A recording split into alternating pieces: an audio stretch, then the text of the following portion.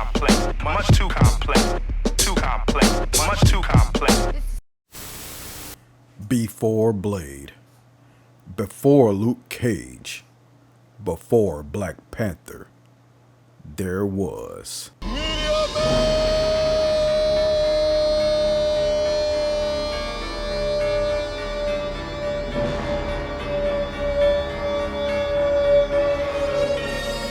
Welcome back to the BlackTrack, where I do commentary and review on movies with an all-black cast or at least a black lead. The Meteor Man is a 1993 film written, directed, produced, and starring Robert Townsend. That's right, he does it all, which is something that's not uncommon for Townsend. The movie was made right after Townsend directed and starred in The 5 Heartbeats, and came about when his nephew told him that he couldn't be Batman, Superman, or Spider-Man for Halloween because those are white guys. That's when Townsend realized that there was a severe lack of black superheroes in movie and TV, and to fill that gap, he created Jefferson Reid, a mild-mannered substitute teacher who is randomly struck by a meteor one day and becomes the Meteor Man, a ridiculously overpowered superhero. Since he wanted the movie to appeal to children, Meteor Man is basically a kids film with some pretty silly humor in it, but enough adult themes to not bore parents to death.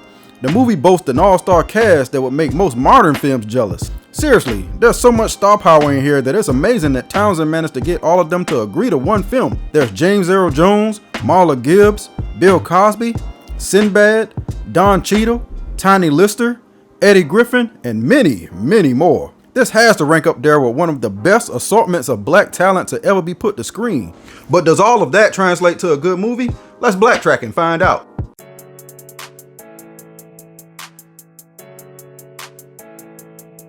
The movie begins in outer space, and is that the meteor? That looks pretty whack, to be honest. Doesn't look like it'll, oh, okay, now we're talking. Now that's a meteor. Townsend somehow got Michael Jackson to do the opening song for this movie as we look at scenery of Washington, D.C. Now that's having friends in high places. Speaking of friends, Jefferson Reid is on his way to work and stops to talk to one of his neighbor friends named Ernest, who is played by James Earl Jones. Ernest wants advice on different headpieces, but Jeff doesn't know anything about all that. He instead is more interested in Ernie's old music collection, but Ernie says they're too important to give up. You need to give up the ghost on that head and just shave that thing, Ernie. You look ridiculous. Jeff's best friend Michael has to be the coolest looking science teacher of all time. He's played by Eddie Griffin, and as a comedian, I have to say it's kind of weird seeing him playing the straight guy in this entire movie. You would think he would be the comedy relief, but I guess his style of comedy was just too much for a kid's movie. Dang, they could have had him be just a little funny though. Jeff doesn't get much respect from the kids. They just bump him and threaten him like he's their size. I mean, he is short and all, but he at least got the Catman the kid behind his mom's back or something. Stand up for yourself, Jeff. Apparently, that's not Jeff's mantra, because he's called into the office because of some angry parents. He's been telling the kids to run from the bullies instead of fighting, and wouldn't you know it, that only leads to them getting bedraggled even more. Look at this kid. Looks like he just went 5 rounds with John Jones. A younger girl did this to him. Oh, I'm sorry. Amanda Nunes then. Jennifer Lewis is here again since she's one of the founding members of Team Black Mom along with Loretta Devine and Alfred Woodard. Jefferson's dad is played by Robert You know what? I'm not even going to try again like I did on my Lean On Me video. I'm just going to call him Benson Reed. Mr. Reed doesn't take too kindly to drug dealers openly dealing in his neighborhood, and he refuses to be intimidated by it. You know what? They don't make old men like this anymore. One time my granddad stood in front of a speeding car to discourage speeding in his neighborhood. You can't get them kind of balls off Amazon. The drug dealers are a part of a group called the Golden Lords. They all have hair that's dyed gold with coordinated outfits like they're all from the same karate dojo. The outfits are fly, no doubt, but I wish the hair was kind of optional. The high-ranking Golden Lord named Goldilocks is played by a young Don Cheadle, and he's not above fighting an old man. Jeff could learn a thing or two from his dads, because if he stood up for himself more often, then maybe the gang wouldn't be stripping his car butt naked. Jeff must have gotten his balls next day delivery with Amazon Prime because he decides to interfere when a couple of kids he knows tries to rob and I hope not rape this woman. One of the kids is the one who bumped him earlier, so now he has a chance to get him some get back. Unfortunately, they aren't alone because this is the Golden Lord initiation. There's 3 tiers of Golden Lords in this movie. There's Baby Lords, Junior Lords, and I guess just regular Golden Lords. Their leader is this guy Simon, who's played by Roy Fegan. He carries around a golden slinky that seems corny at first, but you get used to it. What's up with the random tiger? Tiny Lister looks terrified. Simon decides that the original initiation is a little too easy, I guess, and orders the kids to catch Jeff and do God knows what to him. Big Daddy Kane is his right-hand man, I guess, but he only has one line in the whole movie, so I can't really confirm that. These dudes are more synchronized than organized. Just listen to this cadence call. Lords, lords, Jeff does his best Oscar the Grouch impression, and it's enough to confuse the Golden Lords, except for this little guy who gives Jeff a reality check about his status in life. You see something over there, squirrel? Nah. Nobody. Well, at least you kinda made an impact in his life, Jeff, I guess. He might as well have stayed in the dumpster all night because he's in there nearly 4 hours. If he had, he might have been able to avoid this not nearly as large as I expected it to be meteor that appears to be chasing him down the alleyway. Come on, Jeff, you could have turned in 2 different directions, thus and so. But he acts like he's running a Hail Mary route instead and attempts to outrun it in a straight line. That works out about as well as you expect, and holy shit.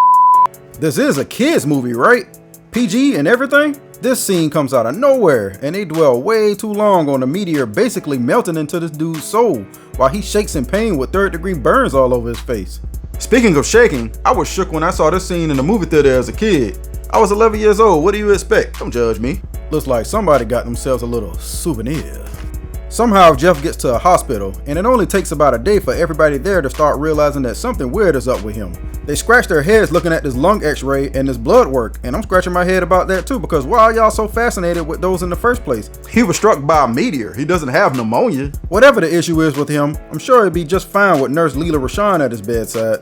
The results of the test gets the whole hospital in a frenzy, and they make an event out of Jeff getting his bandages cut off. To everyone's surprise, he has 0 damage to his face, and that leaves the doctor to struggle to explain it all. While he fumbles with that, we're introduced to one of Jeff's sillier new powers, and that's his ability to absorb all content of a book for 30 seconds. He gives the doc a short dissertation on burn healing, but before he can truly seal it, the power wears off.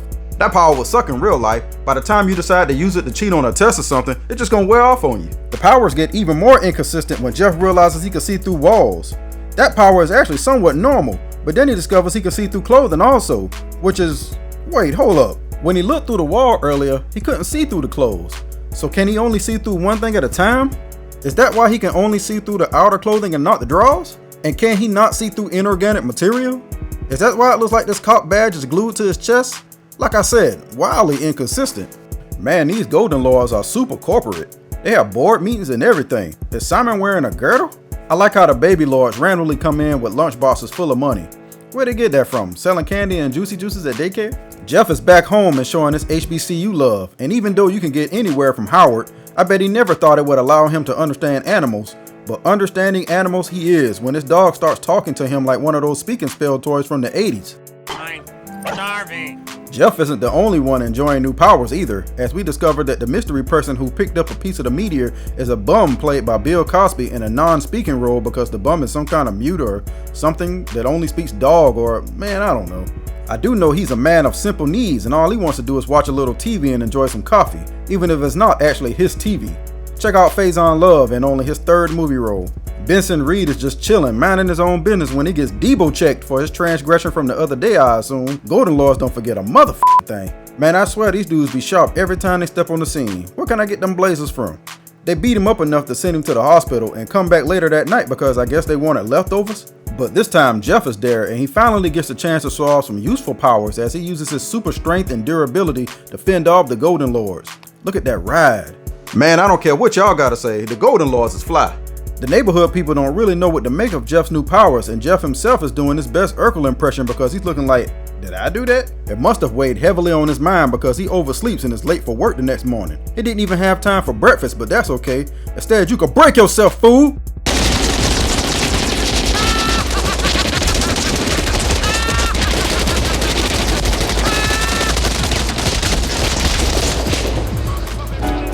Jeez, y'all think y'all got him? I think we got him. Hell, as long as you're sure. They indeed did not get him because luckily Jeff can add being bulletproof to his ever-growing list of overpowered skills. The Golden Lords double back as if they can do something different the second time around, but during the pursuit, Jeff unlocks his ability to fly. Man, this dude is leveling up mighty fast. He must have bought the season pass or something. I guess being bulletproof wasn't scary enough for the Golden Lords, but being able to float is some seriously creepy shit, so they peel off at the sight of it. Jeff goes to his parents' house and they are none too concerned with the fact that he just got shot. They came to terms with him being a superhero mighty fast. His mom's even got costumes already laid out for him to wear. It's trash, but at least she gives him his name in the process.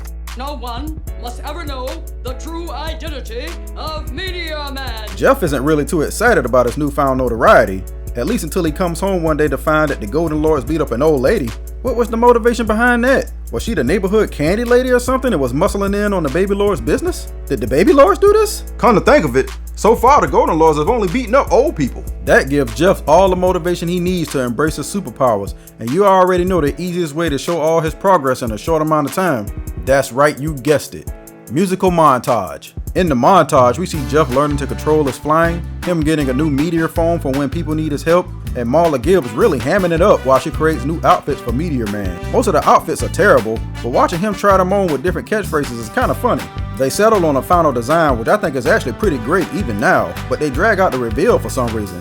We've all seen the marketing and we know what it looks like. Now I gotta start right here to point something out. Earlier in the movie when Jeff's mom was making uniforms, she said she was making it to protect his identity, and at first it included a mask, but they decided to go without the mask, so there's nothing keeping people from knowing Jeff's true identity.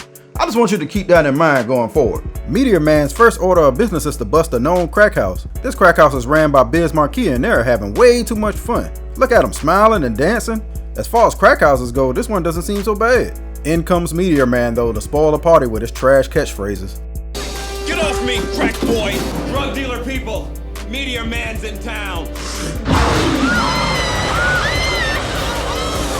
It's a busy night for the Meteor Man because next he's interrupting massive shootouts between gangs and the police. So who are these gangs? The small business version of gangs as opposed to the more corporate Golden Lords? The gang is mostly comprised of rap groups Cypress Hill and Naughty by Nature. And Be Real thinks it's insane in the membrane to keep shooting at this dude when clearly he's bulletproof. The two sides agree to listen to Meteor Man and talk as they lay down their guns. Hip hop hooray! Damn, news spreads fast to the Golden Lords. They show up to check on their crack house and looks like it's your time to shine, Big Daddy Kane. What happened here, man? And that's why you never get high off your own supply. Mike is watching a news report about all the happenings of the previous night, and he's beyond infatuated with the news lady. If only he could just get on the news for a few minutes. Meanwhile, at the evil lair. What is this, a United Nations meeting? All the bad guys from what looks like every nation in the world is gathered to discuss Meteor Man destroying all their drug shipments. Hey, look at Luther. Little Luther though, not Big Luther, unfortunately. The head big guy is a man named Byers, and he's played by Frank Gorshin. Robert Townsend said he picked Gorshin specifically because he played the Riddler in the old 1960s Batman TV show. Since the Meteor Man is supposed to be an homage to those old superheroes, he thought it would be a good idea to cast him. I just wish they gave him better dialogue because it's pretty bad. Or maybe it was meant to be bad on purpose like the old Batman show. Either way, his lines may be a joke, but he's not joking around with Simon when he tells him to find out everything he can about this Meteor Man, or else. We get to see Meteor Man do something that you don't see most superheroes do, and that's clean up the community. Not clean it up by beating up bad guys, no, actually cleaning it up by removing junk from a lot and planting crops. This is incredibly random, but in context it makes sense. There's a radio show playing in the background of this scene, and it's filled with people calling in, saying all the positive things that Meteor Man has brought into their lives. I get it. It's showing that he's giving people hope in a hopeless community.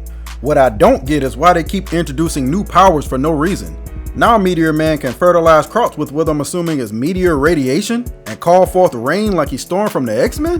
When we see the garden the next morning, the vegetables are huge. What are they supposed to do with that? I wouldn't eat it, I tell you that damn much. Jeff finally found a use for that stupid book absorbing power, using it to grade papers. So if you've been keeping track, so far Meteor Man can absorb books, see through one thing at a time, fly, blow wind from his mouth, has laser eyes, is bulletproof, can fertilize land and produce rain, but somehow doesn't have the power of perception to realize that a whole heap of Golden Lords entered the room without him noticing. These baby lords was right up on you, close enough to touch you. So remember earlier when I mentioned that because he chose not to wear a mask, there's nothing stopping people from recognizing him. Tell me why Simon is here trying to get Jeff to admit being the Meteor Man when you had a whole entire crack house full of people who got to look at his face. I'm sure being high doesn't last that long. Goldilocks is even trying to tell him that this is the dude he not only shot, but he saw him fly. But all it takes for Simon to give up on Jeff is Mike coming in the room to tell him that Meteor Man just shut down another crack house a few minutes ago. This movie makes my head hurt. The next morning, Jeff wakes up to his dog telling him that somebody took his uniform. It doesn't take long for him to realize that it was Mike because he's on the radio down at the mall trying to get a date with the news lady he's so infatuated with. That was an incredibly stupid move on his part after seeing firsthand that the Golden Lords were after Meteor Man. And now he's cornered on all sides by baby lords, Junior Lords, and even another bad creation Lords. I would say Jeff was forced to blow his cover to save Mike, but he's already done that at least 3 times in this movie. He uses his finger to make Mike fly to safety, and I'm not adding that to the list of powers, because Bum Cosby already did it earlier in the movie. It doesn't take long for them to notice that Jeff's pulling the strings. Are they gonna let Luther say anything in this movie? At least let the brother sing. Jeff is pissed about the uniform theft and doesn't care who sees him strip Mike of it as he flies off. Now that they are absolutely sure Jeff is Meteor Man, the Golden Lords go back to their old MO and try to take out all of the old people in this community. Jeff has no choice but to put his powers on full display, but oh no, is that blood? What's happening to dude? Well, Mike conveniently has all the answers. Come to find out, meteors deteriorate, so Jeff is actually losing his powers. Well, that sucks. I think this is actually the worst aspect of this movie. Why have him lose his powers? I mean, he's only had them I think for like 1 week. On top of that, when he uses his powers, it drains him and makes him sleep super deep. It's during one of these deep sleeps when Byers and Luther shows up to kill him once and for all, but his dog unrealistically pulls him to safety. Maybe the dog should just take over super duties from here. The community hold an assembly basically blaming Jeff for all the trouble that's been happening, and he agrees to leave town, but he lets them know if they ever want to ever be safe, then they're going to have to stand up for themselves eventually and defend their neighborhood. I hope he didn't think the Golden Lords were going to make it that easy. They block the streets and call him out, but there's no Meteor Man in there, it's just Jeff, and Jeff ain't going out like no punk. He tries to put up a fight, but he has no chance against a hardcore criminal. The only one who tries to help him is Mike, but just like the rest of us, he didn't know Goldilocks knew Kung Fu. Damn. It's looking like the end for Jeff, but Ernest and the rest of the old people finally grow a backbone and fight back. Even Bum Cosby gets in on the action.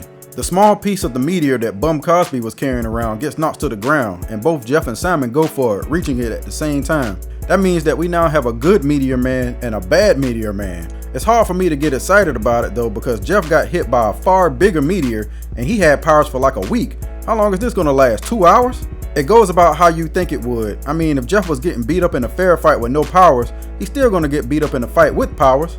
Jeff accidentally touches a book with karate skills in it, and for far longer than 30 seconds, he gets some karate skills. Goldilocks wasn't even a match for him. When it wears off, he tries to find it again because he knows he's screwed without it, but accidentally grabs a book on runway modeling. He throws it to Simon, who catches it because he doesn't know any better, and hijinks ensue. I know it's real easy in 2021 to say that they're acting gay or making fun of gay people, but the book had a woman on the cover, so I think they're just emulating a woman. Hey, I'm gonna give them the benefit of the doubt on this one. Once it wears off, the dragging of Jeff resumes, and after disposing of him, Simon starts believing himself to be unstoppable with his new powers. Who wants to be the one to tell him that it'll be gone by the morning? Not so fast. Meteor Man appears, and I guess the true power lies in the suit, because he makes quick work of Simon like it wasn't just the most one-sided fight I've ever seen. He even has time to add a new power as he drains the meteor energy from Simon's arms. Meteor Man obviously forgot that Simon was backed by the United Nations, and they show up with Byers and his terrible dialogue. But here's one thing that Cypress Hill just can't understand, and that's how they could just kill a man. They and Naughty by Nature aren't going to stand for it and decide it's time to bring small business gangs back to the hood and get these corporate thugs out of here. The movie ends with the cops coming in to arrest Byers' crew, and Jeff staring off into the sky, realizing that once this meteor wears off, he's got to go back to his regular boring life after all this.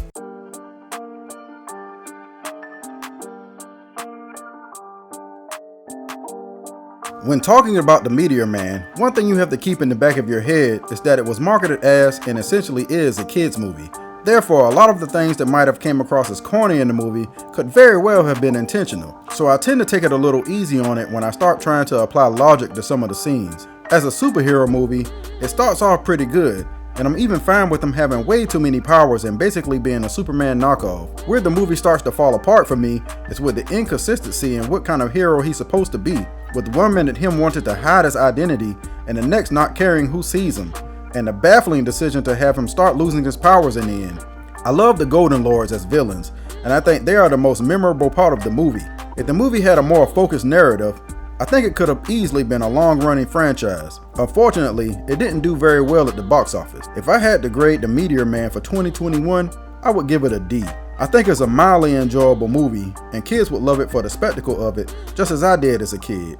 But just like the Meteor, the movie eventually starts to deteriorate. And that does it for this episode. Don't forget to like, share, and subscribe. And until next time, I'll holla at you.